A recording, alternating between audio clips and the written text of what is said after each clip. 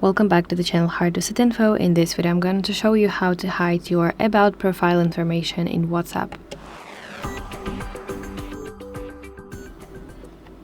Let's open WhatsApp application and you want to go to settings. I will tap three-dot button and then tap settings. Now navigate to privacy section. Now let's go to about section. And now you have to select who you want to give access to see your information about your profile. So you can simply select my contacts or set to nobody.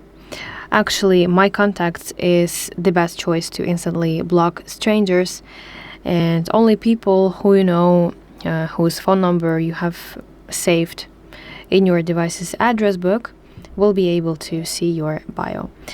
So that is basically it. Thanks so much for watching this video. If this was helpful, leave a like and subscribe to our channel for more content like this, and I will see you in the next video.